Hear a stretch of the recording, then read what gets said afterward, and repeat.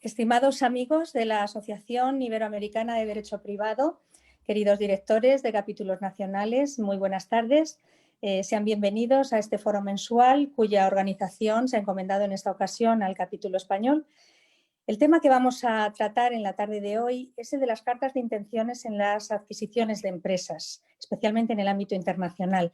Un tema tan complejo como este solo podía ser abordado por especialistas en contratación y en relaciones internacionales entre empresas, como lo son el ponente invitado a desarrollarlo, el profesor Ángel Carrasco, y la moderadora que tendrá la amabilidad de dirigir posteriormente el turno de preguntas y coloquio, la doctora Silvia Navares González.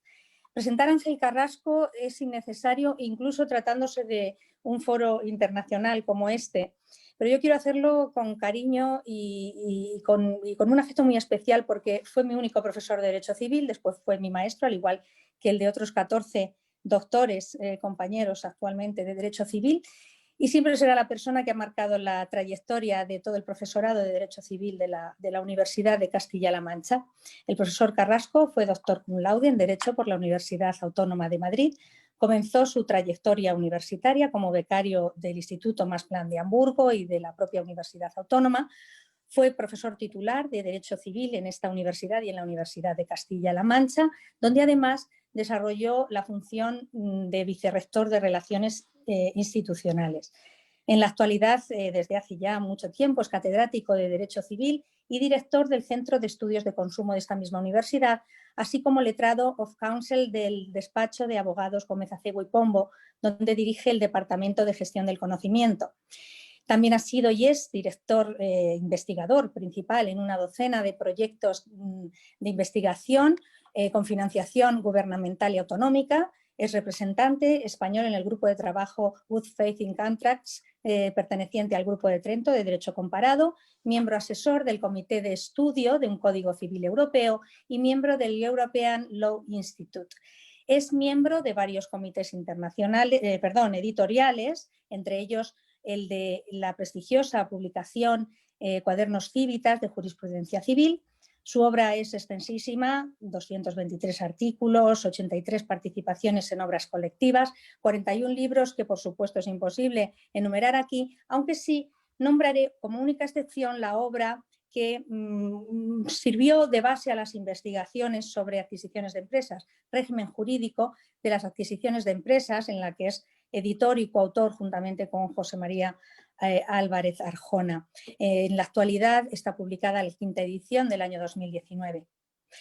Como verán, para moderar el turno de preguntas de esta exposición solo podíamos tener a alguien de la talla de doña Nieves Navares González.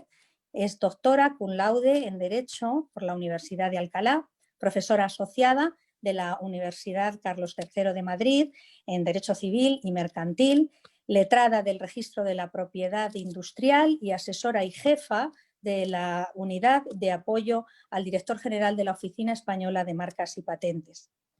Les agradezco muchísimo a ambos que se hayan prestado a participar en este foro mensual de la Asociación Iberoamericana de Derecho Privado y sin más, para no restarles más tiempo, cedo la palabra al profesor Ángel Carrasco para su intervención. Cuando quieras, Ángel. Muy bien, gracias a todos. Carmen por haberme llevado, Carlos, la asociación cuya estructura me rebasa, y a Silvia, que también acabo de conocer hoy. Carmen me propuso, no sé por qué motivo, supongo que porque interesaría a un grupo no marginal de personas, el asunto de las cartas de intenciones, no ya en las adquisiciones de empresas, pero básicamente en las adquisiciones de empresas. Bueno, el concepto de cartas de intenciones es una terminología que no sé si solo se utiliza en España y en América Latina se sigue utilizando la terminología americana de letter of intent. También se puede llamar memorandum of understanding. Pero bueno, nosotros aquí en España lo seguimos llamando normalmente, mayoritariamente, cartas de intenciones, que traduce pari passu la terminología inglesa y por lo tanto coincide con ella. Si nosotros consideramos que se ha venido diciendo en España y fuera de España sobre cartas de intenciones, y aquí hay bastante jurisprudencia, llegamos a la conclusión de que con cartas de intenciones se quiere utilizar en el lenguaje usual el menor nivel de vinculatoriedad en el proceso contractual. De tal manera que si detrás del contrato está el precontrato, detrás del precontrato están los tratos preliminares, detrás está la carta de intenciones. Es el bottom del cual ya no se puede descender más en el capítulo de la ausencia de vinculatoriedad, porque con la carta lo único que hacen las partes es expresar un deseo, una buena voluntad, una intención o el inicio de un proceso de futuro para concluir un contrato. En mi opinión, esto es completamente erróneo. La carta de intenciones es un contrato. La carta de intenciones, como tal, lo que consideramos como carta de intenciones, una vez que distinguimos el soporte documental de la carta, que eso es irrelevante en derecho cuál sea el soporte documental, sino que cogemos lo que es jurídicamente significativo del soporte documental, una carta de intenciones auténtica es un contrato, un compromiso vinculante. Esto puede parecer absurdo, puesto que el entendimiento común es precisamente el contrario. Bien, vamos a distinguir, para llegar a este proceso aparentemente paradójico, entre contenidos impropios y contenidos propios de la carta. Ustedes saben que una carta de intenciones, aparte de tener la cláusula non-binding, de no vinculatoriedad, es normal referirse a un rango de precio, a una estructura de la operación futura, al perímetro que tendrá la operación. Normalmente incluso se adelantan compromisos de una u otra manera o pronósticos de cómo será el contrato futuro. ¿Por qué en una carta se contienen compromisos de esta naturaleza, se contienen declaraciones de esta naturaleza y después normalmente se considera que todas ellas no son vinculantes? ¿Por qué queremos hacer una carta en este sentido? Ahora voy a hablar de los contenidos impropios. ¿Por qué queremos hacer una carta? Normalmente queremos hacer una carta por la ansiedad negociadora, lo que podemos llamar ansiedad transaccional, sobre todo si hay abogados por medio. El abogado tiene que producir un resultado normalmente en papel y, entre otras cosas, su proceso de producción de papel es el proceso que garantiza la estabilidad y continuidad de sus honorarios. También el operador, no solo su abogado, está sujeto a un proceso de ansiedad transaccional. ¿Por qué? Porque normalmente consideramos, de acuerdo con un sesgo optimista, que si nosotros vamos detrás de un buen negocio, el tiempo no hará otra cosa que confirmar lo bueno que es el negocio para nosotros.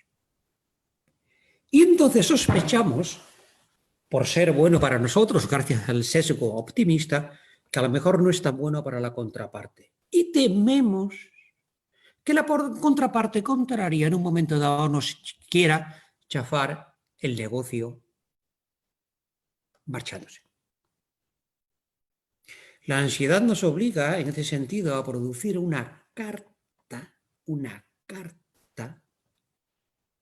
y en esa carta podemos caer en la tentación de engancharnos en la mayor medida de lo posible, no porque queramos engancharnos, sino porque no queremos que el otro se vaya de la operación, dado nuestro sesgo.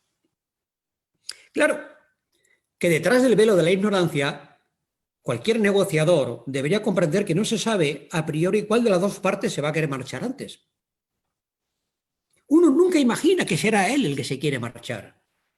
Por eso cuando uno se pone en cabeza propia, considera que la carta de intenciones, es decir, la persecución del negocio tras el cual va, es tan buen negocio que él no tiene por qué pensar en marcharse, es el otro. Los dos actúan de esta manera, de tal forma que cada uno labora bajo la hipótesis de que es un buen negocio para él y para el otro. Y los dos se quieren enganchar lo máximo posible, sin que ninguno de los dos caiga en la idea de que eso es una cuestión que lo dirá el tiempo. Pues bien, dentro de este procedimiento de ansiedad bilateral hay una regla de oro en la negociación. Y es que, en el supuesto de perder, es mucho peor hacer un mal negocio que haber dejado de realizar un negocio que pudiera haber sido bueno.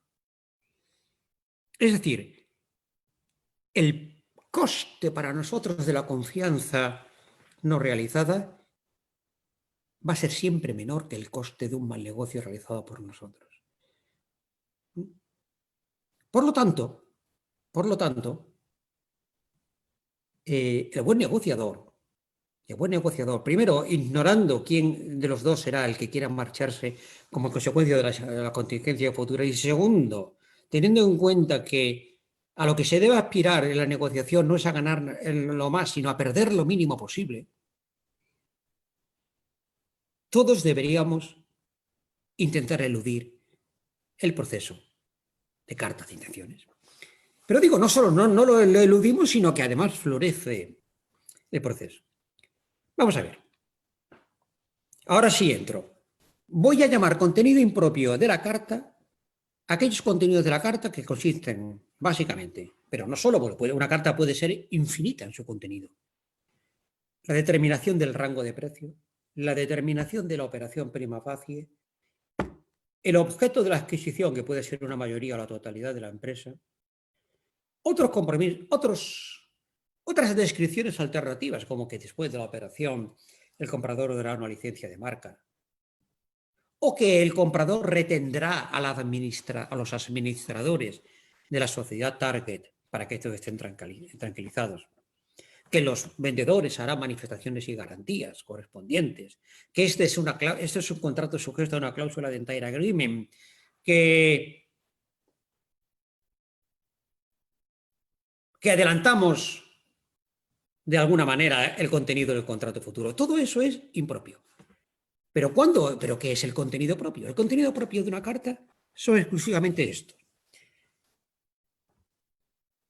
un pacto de exclusividad, una cláusula de confidencialidad, una cláusula de gastos frustrados, un término temporal de negociación, una cláusula que contenga un covenant relativo a la administración de la empresa target en el tiempo intermedio, una cláusula relativa a la ruptura de las negociaciones, una cláusula de fuero, una cláusula de ley aplicable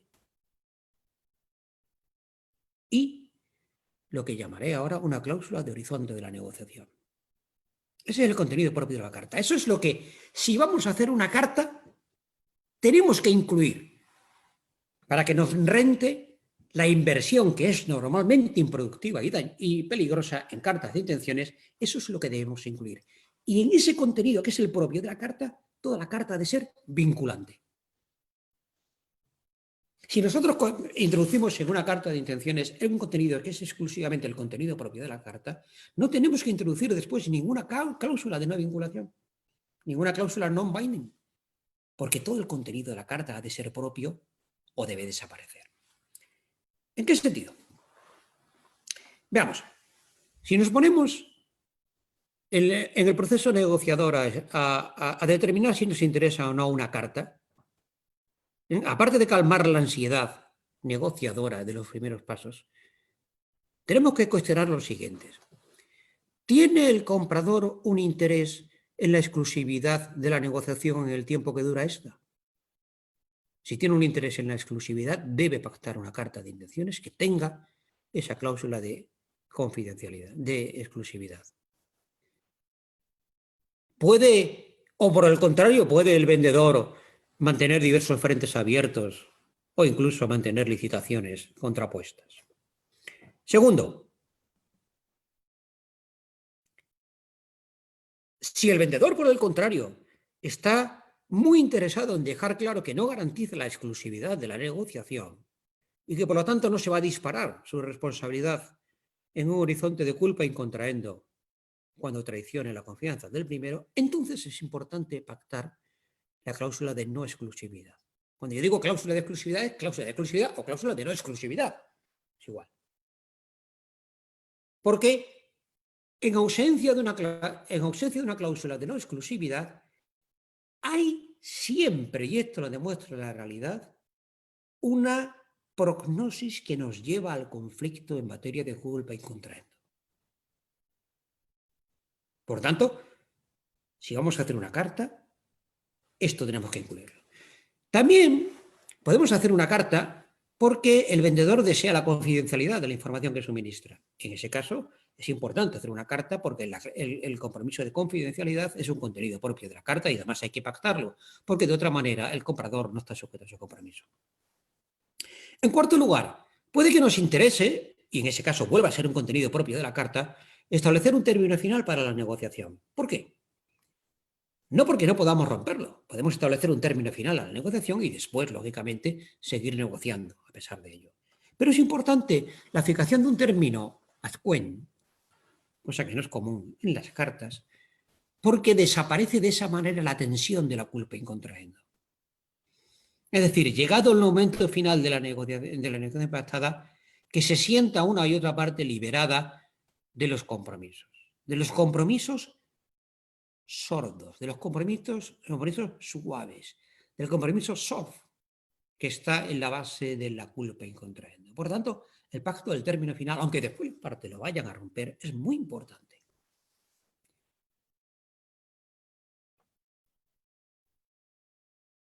Es muy importante hacer una carta, y por eso también es un contenido vinculante, cuando se pacta, que ciertas inversiones se hagan o no se hagan.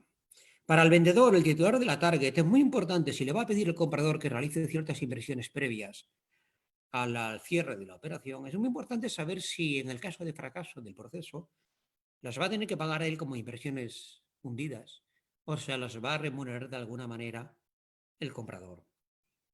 También al comprador, si va a pedir excesivas condiciones previas, le interesa mucho también determinar que él no va a sufragar esos gastos.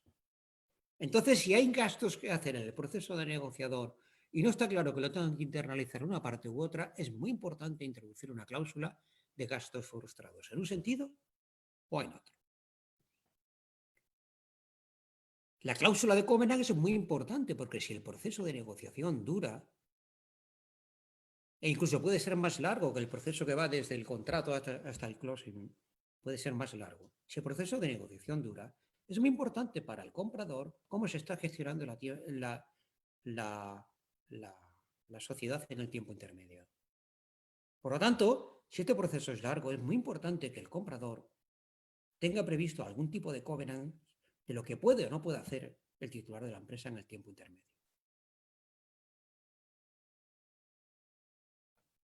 Como podemos tener un lío, es también contenido importante de la carta. Importante no, es un contenido posible, porque si no se aplicaría el derecho del dispositivo. ¿Cuál es el fuero aplicable en el caso de conflicto? ¿Cuál será la ley aplicable a la interpretación y al desarrollo de la carta? ¿Y cuál será el horizonte de negociación? Este sí que es un contenido importantísimo. Repito, dándose las condiciones de que queramos hacer una carta de intenciones, es decir, que concurran algunos de las razones que acabo de dar, si no, es mejor no hacer ninguna carta de intenciones.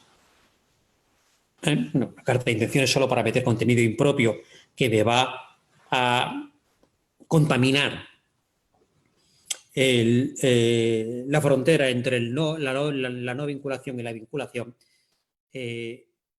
Otra de las razones muy importantes de las razones para continuar la carta es el horizonte de negociación. Hay contratos, por ejemplo, de compra-venta de empresas donde no hay horizonte de negociación. Son contratos de disparo único. Pero hay otros contratos, por ejemplo, un convenio colectivo o un negocio de joint venture con diversos contratos coligados, que no sabemos cuál es el horizonte de la negociación. Sabemos más o menos hacia dónde queremos llegar, pero no hasta dónde vamos a llegar. El problema es que si no tenemos un horizonte de negociación y el resultado al cual estamos tendiendo es básicamente divisible en algún sentido, cuando se rompa la negociación, una de las partes puede pretender que la parte ya acordada es una parte vinculante. Esto ocurre mucho en los convenios colectivos. La otra parte dirá que no hay ningún contenido vinculante hasta que no se ha cerrado el total de la negociación. Pero si no sabemos cuál es el total de la negociación que tenemos que cerrar, en una estructura, por ejemplo, de joint venture con contratos coligados, nos podemos encontrar que una parte está vinculada por un contrato de licencia de marca que para él no era relevante, porque solo era relevante en el contexto de una sociedad conjunta que no se llegó a celebrar. Entonces, poner el horizonte de la negociación es muy importante para decir, hasta que se ha llegado a ese horizonte, todos los acuerdos parciales a los que lleguemos no son vinculantes. Ningún acuerdo parcial a los que lleguemos será vinculante. Porque si no, nos encontramos con el problema de los frecos de los compromisos parciales. Repito, tiene que darse alguna de estas razones, o todas, o varias de ellas, para que merezca la pena hacer una carta de intenciones. Para que merezca la pena. Si no hay ninguna de estas razones, porque no se tiene por qué plantear, dada la estructura del negocio. Y si solo vamos a hacer una carta de intenciones, como hace mucha gente, porque tenemos la necesidad de poner el fuero y la ley aplicable, es una tontería, porque eso no lo va a determinar el derecho supletorio, es una tontería. Si no hay una necesidad de estas, y estas son las necesidades y no otras, si hay necesidades, tienen que entrar todos como contenidos propios, lo que entra como contenido propio de la carta, y por tanto tiene que ser vinculante. Y si no hay necesidad, no concurre ninguna de ellas, o a lo mejor concurre alguna, pero no es lo suficientemente poderosa como para justificar la inversión en negociación, en ese caso es mejor no hacer una carta de intenciones. ¿Por qué? ¿Por qué ceteris paribus es mejor no hacer una carta de intenciones? Bueno, porque todo contenido, primero, todo contenido impropio de la carta, o sea, todo lo que digamos, pero queramos decirlo como si no nos vinculamos, sino simplemente como una anticipación del futuro, todo lo que digamos deja pozo en la carta. Esta es una regla universal, no solo de las cartas ni del derecho, es una regla universal. Todo contenido de información que se crea deja pozo porque no se puede revocar enteramente. Aunque tú introduzcas después una cláusula bis que diga lo que he dicho antes no vale para nada.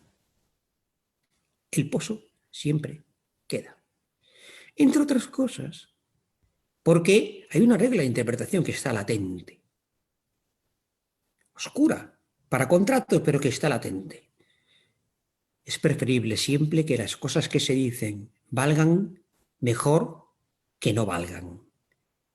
Por tanto, la capacidad de revocar contenidos que tiene una cláusula de no vinculación es limitada, porque la mente humana incluso la mente humana, desde el punto de vista cognitivo, es incapaz de representarse que una cosa que se haya dicho después ha sido enteramente revocada como no dicha.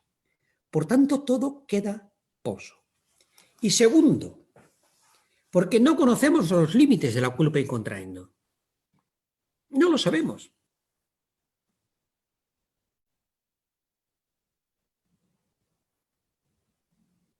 Que estamos más expuestos al peligro de la culpa in contraendo con una carta, con contenidos impropios, que sin una carta.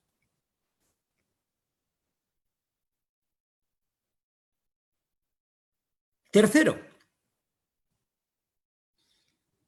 porque una vez hechas determinadas declaraciones por escrito, que se hacen en la carta, porque si no hay carta, no se hacen por escrito,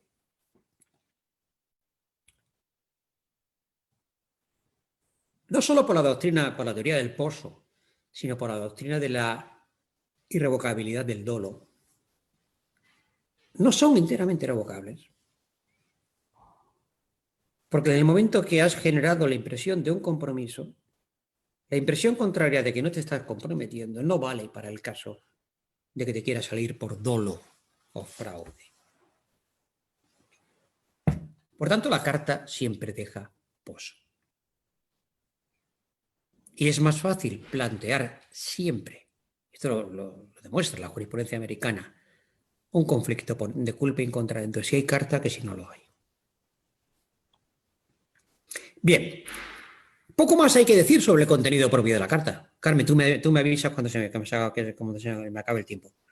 Poco más hay que decir del contenido propio. Algo hay que decir del contenido impropio otra vez. Porque se me dirá, bueno, pero también hay otras cosas en la carta. ¿Qué pasa con la carta, con la condición con la cláusula de ahora veremos, cláusula de no vinculación? La cláusula de no vinculación, que es la estrella de la teoría de las cartas de intenciones, solo necesario si hay contenido impropio de la carta. Si no hay contenido impropio de la carta, no tiene ningún sentido introducir una cláusula de no vinculación. Porque el contenido propio de la carta no puede ser negado. Y si es negado, es mejor que no se hubiera introducido. Es un acto contradictorio. ¿Qué pasa con la cláusula de validez parcial? Que también encontramos en algunas cláusulas. Contenido totalmente impropio. La cláusula de validez parcial, el supuesto de que esta carta es parcialmente nula, subsistirá, eso carece de sentido, por razones que no me da tiempo de explicar ahora. Es siempre preferible dejar abierto el problema de la extensión de la nulidad parcial e intentar solucionarlo ex ante, tanto en una carta como en un contrato perfecto. Es una cláusula siempre dañina la de validez parcial, igual que es una cláusula siempre dañina la de contrato completo. Yo he visto en cláusulas de intenciones una cláusula de entire agreement que dice que como si esto fuera el contrato, diciendo que lo que no está en el contenido de la carta no existe fuera del mundo, lo cual es totalmente superfluo en materia de cartas de intenciones. Bueno, imaginemos que no podemos refrenar la tentación de llenar la carta con contenidos impropios.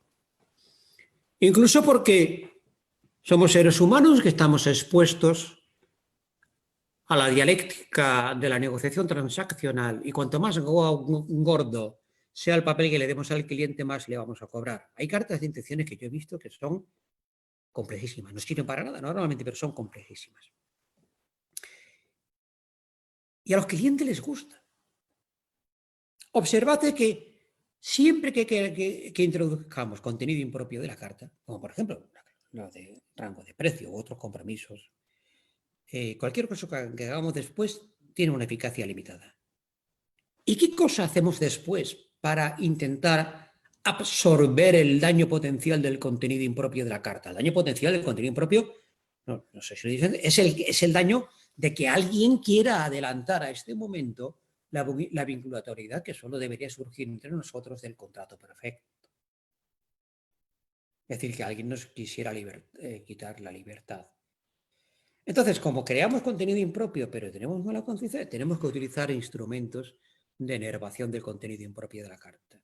Y hay tres elementos, tres modos de no vinculación. El primero es la indeterminación del objeto. Utilizar verbos desiderativos, cláusulas de futuro, cláusulas condicionales. La indeterminación del objeto, desearemos, estamos de acuerdo en buscar la indeterminación del objeto no siempre es posible. Por ejemplo, si vamos a incluir una cláusula de rango de precio porque lo quiere el vendedor, ahí no podemos andar con ligerezas. Segundo, quitar vinculatoriedad por medio de la indeterminación es complicado. Porque aunque digamos, es nuestra intención, hemos considerado conveniente o nos ha parecido oportuno a salvedad de mejor criterio en el futuro, cualquier cosa que consideremos, cualquier cosa que destruyamos mediante la indeterminación de los verbos y de los objetivos, también deja pozo. No tanto en culpa in contraendo, sino por el hecho de que cualquier cláusula desiderativa, cualquier verbo de objetivos, crea la posibilidad de una refutación de la otra parte diga, es que tú no has hecho todos los esfuerzos que tenías que haber hecho. Es decir, te pueden hacer sucumbir tu objetivo luchando contra ti, no por los resultados, porque no es una cláusula desiderativa, luchando contra ti por la ausencia de esfuerzos necesarios. de los mejores esfuerzos, simplemente por haber introducido esta cláusula. Por lo tanto, tienes ya un problema, de nuevo, el pozo que queda como consecuencia de haber dicho una cosa que no deberíamos haber dicho. El segundo modo de quitar vinculatoriedad de una carta, de querer quitarla, es muy imperfecto, pero es muy, muy, muy abundante, sobre todo en el ámbito anglosajón, que es el uso de condiciones. Vamos a hacer, tenemos intención de dar esto, pero siempre que se den estas condiciones. Empezamos a introducir condiciones. ¿Qué condiciones se suelen utilizar en este mundillo de las cartas? Bueno, la primera condición que se puede utilizar, que es universal, es la condición de que lleguemos a un acuerdo satisfactorio. Es decir, yo te voy a comprar y tú me vas a vender con esta más o menos este horizonte y esta estructura y este perfil, pero siempre, claro, sometido a la condición puramente potestativa de que lleguemos a un acuerdo final. La condición de acuerdo final es una condición muy usual. O sea, tú puedes llenar la carta de intenciones con descripciones que te ocupen 6 y 7 páginas y después introducir una cláusula de condición de acuerdo final que básicamente tiene el efecto de destruir todo el valor de información que contiene la carta. Otra condición que es muy normal es la condición de satisfacción en la due diligence. Claro, esto que te estoy diciendo, este rango de precios, esta forma de orquestar la operación, este paquete accionarial, o incluso esta operación, su conjunto, está sujeta a que yo, después de practicar la due diligence sobre tu empresa, la target, cuando me dejes entrar, sea satisfactoria para mí. No es tan potestativa como la cláusula de cierre de la negociación, satisfactorio para las dos partes, pero tiene un elemento importante de potestatividad, porque la determinación de si el proceso de due diligence ha llegado a un resultado que a mí me satisface o no me satisface, en último extremo depende del criterio de cada. Ángel, discúlpame, nos está avisando Daniel de que quedan como 3, 4 minutos. Me sobra. Y el problema de las condiciones, del uso de condiciones es este. O bien es una condición potestativa y te vas a encontrar con un tribunal que normalmente va a reinterpretar las condiciones puramente potestativas como simplemente potestativas, por lo tanto que te va a crear como poco una obligación de medios y ya te has estropeado la fiesta. O es una condición al que un tribunal le va a aplicar la regla dolo pro conditione impleta del artículo 1119 del Código Civil y equivalente a los derechos iberoamericanos, que dice que cuando la condición se ha hecho imposible por culpa de una de las partes, se entiende por cumplida. Es muy peligroso jugar con las condiciones. Porque un tribunal o una arbitral tenderá a convertir las puramente potestativas en simplemente potestativas y por tanto ya no libres de revocación, o podrá oponerte a la excepción dolo pro conditione impleta. Debe huirse de las condiciones. Y solo nos queda la cláusula, con esto acabo, de no vinculatoriedad. Todo lo que he dicho anteriormente no es vinculatorio, salvo aquello que tenga que ser vinculatorio. Las cláusulas de no vinculatoriedad, que son muy conocidas, como digo, tienen un problema de límites. Tienen 3 límites, ¿vale? Y con esto acabo. El primer límite es que están sujetas a la doctrina del pozo. Ninguna cláusula de no vinculación puede eliminar totalmente el pozo de lo dicho anteriormente. Porque deja latente el problema de la culpa in contraendo. O sea, la cláusula de no vinculación no puede eliminar el problema de la culpa in contraendo. Lo puede crear, pero no lo puede eliminar. En segundo lugar, la cláusula de no vinculación solo sirve para el presente y para el pasado, pero no para el futuro, porque ninguna de las partes de un acuerdo, de una negociación, no pueden vincularse sobre cómo van a vincularse en el futuro. Por lo tanto, mañana cualquiera de ellas puede decir, no, si el futuro habíamos llegado al acuerdo de que sí queríamos que era vinculante, porque habíamos modificado nuestro punto de vista. Es evidente que una cláusula de no vinculación no es más fuerte que un acuerdo futuro donde decidimos vincularnos. Por lo tanto, no sirve para el futuro. No sirve para el futuro. Y tercero y último, porque no excluye el dolo, una vez más. Porque no excluye el dolo, una vez más. Muy bien, Ángel. Muchísimas Con esto he acabado.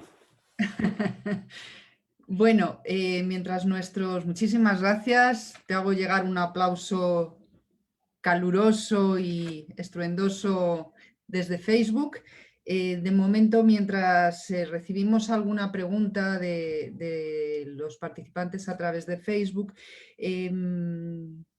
quería reflexionar contigo sobre, efectivamente, esta es una figura que no está regulada dentro del derecho español. Creo que tampoco existe regulada dentro de los derechos de América Latina. Entonces, yo te lanzo una reflexión al aire.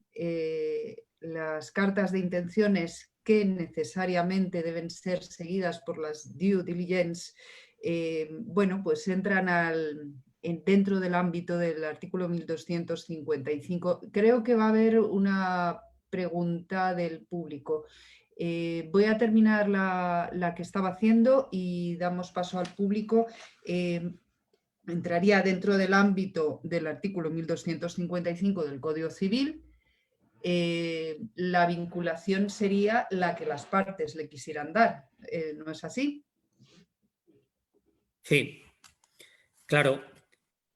Pero el problema de las vinculaciones que una parte le quiera dar, en general, tiene el problema del límite de los actos revocatorios. ¿En este sentido? Si yo me coloco en la fase negociadora y dejo rastro a través de una carta, efectivamente el 1255 me dice, tranquilo, tú no te obligas hasta que no lo quieras, ¿eh? Sí, pero es que en el ámbito de las cartas de patrocinio, desde el caso Benzoil, de Estados Unidos, los grandes pleitos y las grandes condenas no vienen por el compromiso, sino por la culpa incontrendo. Segundo lugar, porque tú no puedes preconstituir en el momento en que lo estás diciendo que no te has comprometido. Lo que le pasó a Benzoil, por ejemplo, en el caso claro de Texaco y Benzoil, lo que pasó es, dice, es que cuando tú entras en ese proceso no sabes cuándo te ha comprometido o cuándo, como aquel juez de Texas, dijo que te habías comprometido. Es decir, dice, hombre, yo no me comprometo hasta que no quiero, aquí puedo jugar. Sí, ya, pero es que tú no sabes dónde está el límite. No ya solo del golpe contraendo, sino simplemente el límite del acuerdo. Por lo tanto, si te pones a jugar esta danza y no sabes dónde está el límite del ring, corres un riesgo. Y no lo sabes, que es el caso de Texaco. Por tanto, culpa y condena. Y tercero, la tendencia de cualquier operador a considerar que es mejor que las cosas valgan a que no valgan. Que cualquier cosa que has dicho tiene que tener un sentido que no tenerlo. Porque uno piensa desde el punto de vista racional que si no, no lo hubieras dicho. Esos tres grilletes te atormentan por encima de 1255. Tenemos pregunta del público, de Juan Pandiella, que te pregunta, estimado Ángel, ¿las tratativas de la compraventa de jugadores se pueden considerar como carta de intenciones? Y No. te hace una segunda pregunta. Perdón. ¿Las cartas de intenciones generan deber de confidencialidad entre las partes? Esas dos preguntas te hace Juan Pandiella. La primera, no, las tratativas son otra cosa. Eso viene de la terminología italiana. Las tratativas son las negociaciones, la negociación como tal. La tratativa es negociación, tratative en italiano, es la negociación. La negociación puede darse con carta o sin carta, pero las negociaciones son distintas de las cartas de intenciones. Se puede dar una negociación con carta o una negociación sin carta. Normalmente, al menos lo que yo conozco, la adquisición de jugadores de fútbol en España no llevan cartas de intenciones. No llevan cartas de intenciones de ninguna de las maneras, por el riesgo que comporta.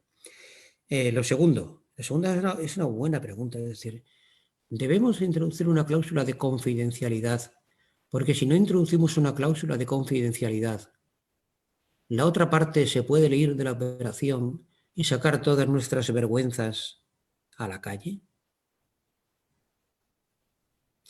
En España solo hay obligaciones de secretos.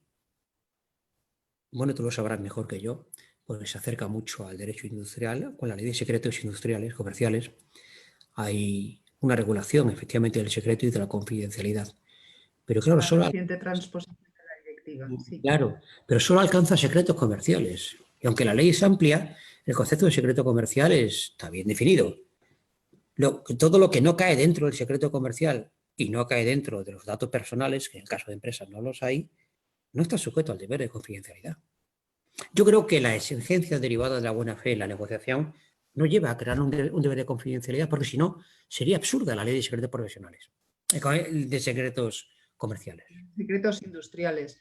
La verdad es que el secreto industrial es una figura súper necesaria, ¿no? Porque claro, cualquier figura industrial, me refiero a las que se registran al final, da obligación de divulgación.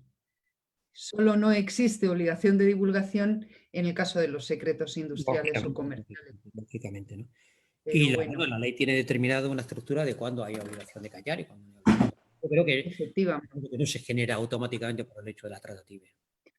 A mí se me plantea una duda, no parece que haya de momento más preguntas del público, se me plantea una duda porque claro, las debidas diligencias que siguen necesariamente a cualquier inicio de una carta de intenciones ya sí que llevan consigo un cierto deber, un deber de confidencialidad, un deber de secreto, porque al fin y al cabo estás investigando una empresa ajena. Puedes investigar hasta donde te dejen y con las condiciones de secretos que ellos te impongan, que son secretos comerciales e industriales. ¿Qué opinas, Ángel? Sin duda, si son de secretos, ninguna duda, ¿no? Pero, en fin, aunque el concepto de secretos en España y en la directiva no se sabe dónde llega, es como el concepto de... Efectivamente, no está muy bien hecho, pero bueno. Pero no puede ser todo. Igual que no puede ser todo un dato personal de la directiva, del Reglamento de Protección de Datos, todo lo que está en las redes, no puede ser todo un secreto comercial. Y hay muchas veces cosas que no son secretos comerciales. Hay muchas veces que son secretos de otra naturaleza. Secretos poco legítimos, secretos que es mejor guardar y lavar la ropa en casa y cosas de estas, ¿no? Pero no lo hay, no lo hay, más allá del límite del secreto es que no lo hay, si no, no tendría sentido. Bueno, la Coca-Cola es un secreto. Ya. Y bueno, no se ha Ya. patentado nunca. Ya. Y está mejor guardada como secreto que como fórmula patentada. Bueno, está claro que el vendedor, aunque solo sea por eso, debe tener intenciones o simplemente reducir una carta de intenciones a un acuerdo de confidencialidad, ¿no? Porque no está claro los límites de la legislación en cuanto a esta materia, fuera de lo que es el know-how empresarial, no está claro. Sí, no está claro, ¿no? Bueno, no sé, no parece que haya ninguna pregunta más. ¿Tú crees que sería bueno en la propia carta de intenciones, hasta que no nos dé Carmen la clausura del seminario, después de esta pregunta hacemos el cierre? Vale.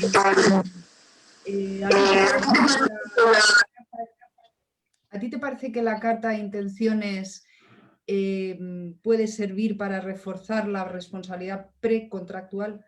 Sin duda. Sin duda, ¿verdad? Todo lo que puedas decir en una carta, incluso lo que puedas contradecir a la responsabilidad, lo único que hace es incrementar el riesgo de responsabilidad. Porque crea una mayor seriedad. Dices, no, hombre, si no estábamos, habíamos empezado a hablar por esta puerta que nos hemos encontrado en el pasillo. En el momento que tú creas la carta, creas un nivel de compromiso en la seriedad. Y por tanto, creas tus vínculos de culpa en contra de él. Siempre. Siempre. Pero bueno, la vida es así. A todo el mundo le interesa. A los operadores por la ansiedad que le produce la negociación y a los abogados porque es una forma de retribuirse, ¿no? También. Pero está claro que incrementa todo riesgo, ¿no? Pues sí, yo creo que sí. No sé quién debe cerrar, Carmen? ¿Vamos a cerrar o no? Sí, vamos a cerrar. Creo que Carlos estaba planteándose ser el que cerrara, o Carmen, no sé. Sí, vamos a vamos a cerrar la sesión. Os agradecemos muchísimo vuestras intervenciones y yo voy a ceder la palabra a Carlos Humberto Montoya para que cierre este acto como presidente de la Asociación Iberoamericana de Derecho Privado, agradeciéndole como directora del capítulo español que nos haya cedido esta ocasión del mes de octubre a nosotros. Muchas gracias.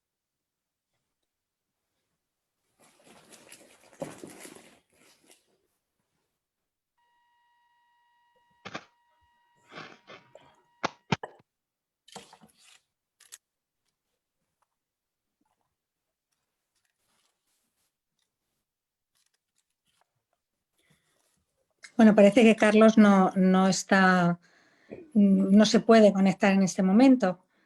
Carmen, ¿qué mérito tienes? Pues clausura tú. Pues clausuro yo, dándole las gracias, como he dicho, a la asociación de habernos concedido este turno del mes de octubre y agradeciendo muchísimo al ponente y a la moderadora, con quien contaremos en muchas más ocasiones, si es posible, pues su participación, su presencia y su disponibilidad Está ahí el incluso Montoya. apropiada. Muy bien. Nos vamos. Pues muchas gracias entonces y buenas Silvia. noches para todos desde España. Gracias Silvia, gracias Ángel, un abrazo.